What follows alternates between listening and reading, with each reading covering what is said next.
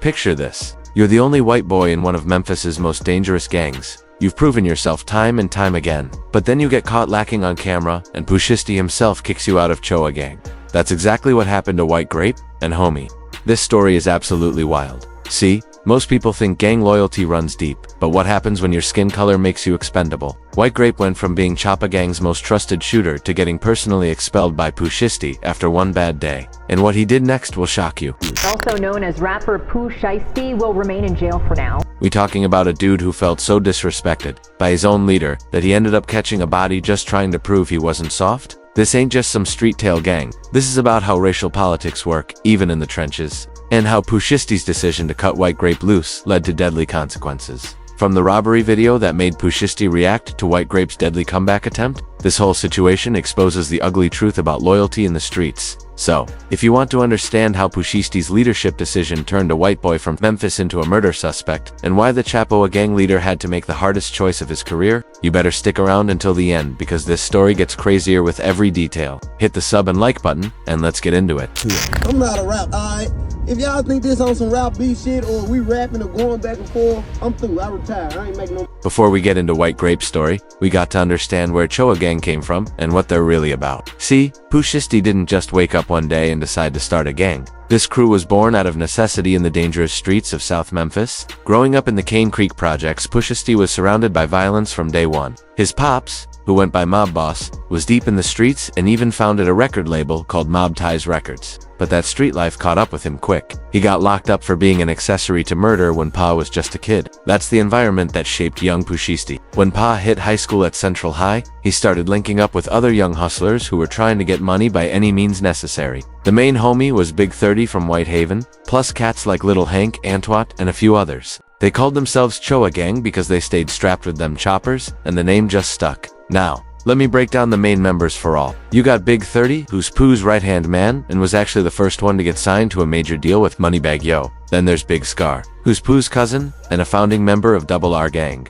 This dude was strictly in the streets, until he randomly blew up off a reaction video. Choa Gang Hank is locked up right now for attempted murder. Allegedly shot up a car and paralyzed somebody in a case of mistaken identity. And Choa _ is down for murder and 2 attempts. These ain't no regular street dudes, fam. These are certified killers who built their reputation through violence and fear in Memphis. But here's where it gets interesting. They let a white boy into their circle, and that decision would come back to haunt them. To understand Choa Gang's beef, you got to understand Memphis street politics. This city is divided by train tracks that literally separate different hoods and gangs. You got North Memphis, South Memphis, and East Memphis. And each side has their own sets that been wearing for years. Chopa Gang, being from the South, naturally had problems with crews from the North. The main beef that put them on the map was with EBG. That's the crew that includes E-Jizzle and them. This beef goes way back to high school when Pooh Shiesty and E-Jizzle went to Central High together, but they were from opposite sides of the tracks. The beef really escalated when Pud dropped Back in Blood with Lil Durk. On that track, he was talking directly to EBG, saying, "Yeah, you know who took that from you? Come get it Back in Blood." He was referring to a specific incident where Choa Gang allegedly robbed EBG's spot and took their guns. That line wasn't just rap, it was a real threat. I'm outside, cuz. I want you to just say what you just said on that status in my face. Come on, just do that. Just do that for me, please. Where you at? Get them on here, y'all. I ain't gonna lie though, on some real shit, I gotta keep it so 100. I ain't never like you, cuz. I ain't gonna lie, I ain't never like your bitch ass. See, I try to give you a pass with Shiesty, cuz. Whopping 30 trying to give your bitch ass a pass. I never liked you. You know I ain't like. EBG responded with their own remix, wearing CGK hoodies, that stands for Chopa Gang Killer. They even got Quando Rondo in the video to throw shots at Lil Durk. This beef got so real that E-Jizzle ended up getting shot 3 times in the arm just days after dropping his diss track. But before the EBG beef, Pa had problems with Big Boogie from North Memphis. That situation got so heated that Big Boogie's concert in Mississippi got shot up. Over 50 shots fired. 2 people died, including Boogie's friend Jasmine, who was on stage with him. That's the level of violence we're talking about with these Memphis beefs.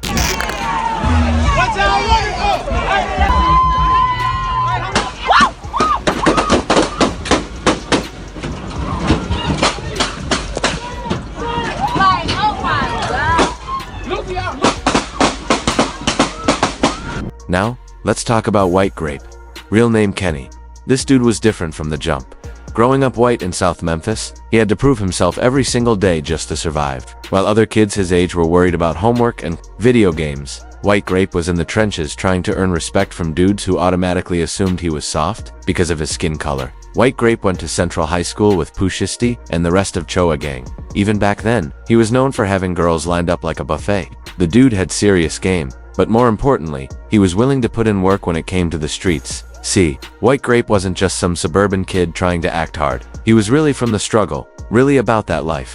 But in Memphis, and especially in the black community, there's this automatic assumption that white boys can't be dangerous. People see the skin color and think soft target instead of recognizing the person underneath. That's exactly what happened with White Grape. Even though he was putting in work for Choa gang, even though he was willing to ride for his homies, a lot of people in the streets didn't take him serious. They saw a white boy and thought he was an easy lick. White Grape eventually got initiated into the Grape Street Crips while still being part of Choa gang. The initiation was brutal. They beat the absolute hell out of him and took pictures that went viral all over Memphis. You could see his face all swollen and bloody, but he took it like a soldier. That should have been enough to prove he was really about that life. But apparently, it wasn't. Here's where everything went wrong for White Grape. One day he was out in the streets handling business when some dudes decided to test him. They saw a white boy with a gun and some money and thought it would be an easy robbery. They were dead wrong about the easy part, but they still managed to catch him slipping.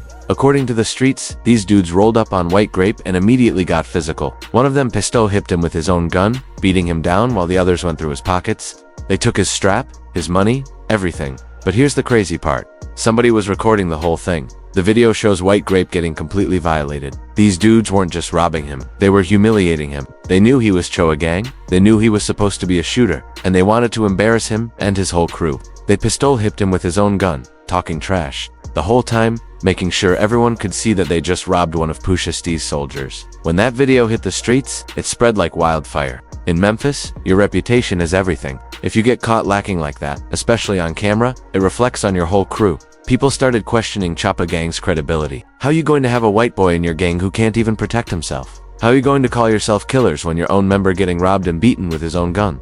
The disrespect was unreal. People were clowning White Grape, saying he should have never been in the gang in the first place. They were saying Choa gang was getting soft, letting anybody join just because they needed numbers. The video was being shared everywhere, Instagram, Facebook, group chats, and every time it got shared, it made Choa gang look weaker. When Pooh Shiesty found out about the robbery and saw that video, he was heated beyond belief. This wasn't just about White Grape getting robbed. This was about the reputation of his entire organization. In the streets, perception is reality, and the perception was that Choa gang was weak enough to let their own members get violated on camera. Pa had to make a decision, and he made it quick. White Grape had to go. 3, 4 in the morning. Look at my phone. I put something out on me. I said, look at my phone again. He text me again. It did matter that he had been loyal. It didn't matter that he had put in work before. The fact that he got caught lacking, and it was all on video, meant he was now a liability to the whole crew. The word came down fast. White Grape was officially kicked out of Choa gang. They cut all ties with him, disowned him completely. In their eyes, he had brought shame to the organization, and there was no coming back from that. This is how the streets work. Loyalty only goes so far, and when you become a liability, you get cut loose. For White Grape, this had to be devastating. These weren't just his gang members. They were his family. He had risked everything for Choa gang, taken beatings, put his life on the line, and now they were throwing him away because he got caught slipping one time. But here's the thing about the streets. Once you're in, you can never really get out. White Grape might have been kicked out of Choa gang, but he was still in Memphis. Still had to survive, still had to eat, and now he had even more to prove because everyone was looking at him like he was weak. After getting kicked out of Choa gang, White Grape had to figure out his next move. He couldn't just disappear. He still had to survive in Memphis. Still had to make money. Still had to navigate the same dangerous streets that had already shown they didn't respect him. So he went back to what he knew, hustling. White Grape started moving drugs again, trying to build up his own operation without the protection of Chop. This was incredibly dangerous because now he was out there by himself and everyone knew he had been disowned by one of the most feared crews in the city. The streets were watching White Grape closely. Some people felt bad for him, thinking he got a raw deal from Choa gang. Others saw him as an easy target now that he didn't have backup. And some were just waiting to see what he would do next. Would he fold under the pressure, or would he prove that he was really about that life? White Grape chose to prove himself, but that decision would cost him everything. He was determined to show Memphis that just because he was white didn't mean he was soft. He was tired of people assuming he couldn't handle himself. Tired of being seen as weak, tired of being disrespected because of his skin color. The irony is that White Grape's biggest problem wasn't his ability to handle himself. It was other people's perceptions of him. He had already proven he could put in work, already shown he was willing to take risks for his crew. But in a city like Memphis, where reputation is everything and racial stereotypes run deep, perception often matters more than reality. White Grape's determination to prove himself would ultimately lead to tragedy. He was out hustling, trying to rebuild his reputation and his bank account when another group of dudes decided to test him. But this time, White Grape was ready. According to reports, White Grape was in Binghamton trying to make a drug sale when some cats from West Memphis pulled up. They had counterfeit money and were trying to run a game on him. When White Grape realized the money was fake, things got heated real quick. Now, in a normal situation, this might have just been an argument or maybe a fight. But White Grape had something to prove. He had been robbed before, humiliated on camera, kicked out of his gang, and disrespected because of his race. He wasn't about to let it happen again. When these dudes tried to finesse him with fake money, White Grape saw it as another attempt to play him because he was white. In his mind, they were testing him just like the last group did, assuming he was an easy mark because of his skin color. But this time, he was ready to show them they were wrong. The situation escalated quickly. White Grape pulled out his gun and started shooting. One of the dudes from West Memphis was killed, and now White Grape was facing murder charges. Just like that, his life was over. He went from being a Choa gang member to being kicked out to being a murder suspect, all because he felt like he had to prove he wasn't soft. The crazy part is that this whole situation could have been avoided if people had just respected White Grape from the beginning. If the streets had judged him by his actions instead of his skin color, if Choa gang had stood by him after the robbery, if society hadn't made him feel like he constantly had to prove his toughness, maybe that person would still be alive today. Let's keep it 100 about what really happened here. White Grape's story is ultimately about racism and how it affects everyone, even in the streets. We talk a lot about how white people stereotype black people as dangerous, but we don't talk enough about how black people sometimes stereotype white people as weak. White Grape was constantly dealing with people who assumed he couldn't handle himself because he was white. Even in his own gang, even after proving himself multiple times, there was always this underlying question of whether he was really about that life. And when he got robbed, instead of supporting him like they would have supported a black member, Choa gang cut him loose immediately. Think about it. If Big 30 or Big Scar had gotten robbed on camera, would Pooh Shiesty have kicked them out? Probably not. They would have seen it as a temporary setback, something to bounce back from. But because White Grape was white, the robbery was seen as confirmation of what some people already believed, that he didn't belong in that world. This kind of thinking is dangerous for everyone involved. When we make assumptions about people based on their race, we create situations where people feel like they have to overcompensate. White Grape felt like he constantly had to prove he was tough enough, dangerous enough, street enough. That pressure ultimately led him to make a decision that destroyed his life and took someone else's. The streets don't care about your skin color when bullets start flying. A white boy with a gun is just as dangerous as anyone else with a gun. But society's perceptions made White Grape feel like he had to prove that over and over again. And that need to prove himself is what got him in trouble. Today, White Grape is facing murder charges and looking at potentially spending the rest of his life in prison. All because he felt like he had to prove he was not soft. All because people couldn't see past his skin color to recognize that he was really about that life. Meanwhile, Choa gang has moved on without him. Pushy is dealing with his own legal troubles, facing federal charges for multiple shootings. Big 30 is locked up on drug charges. The whole crew is basically falling apart. But White Grape's story has been forgotten in all the chaos. The person he killed had a family, had people who loved them, had a life that was cut short because of a drug deal gone wrong. That's the real tragedy here. Not just what happened to White Grape, but what happened to his victim. A life was lost over fake money and wounded pride. This whole situation shows how toxic street culture can be, especially when it's mixed with racial stereotypes and the constant need to prove yourself. White Grape thought he had to kill someone to prove he wasn't weak, but all he really proved was that violence only leads to more violence. White Grape's story is a cautionary tale about a lot of things.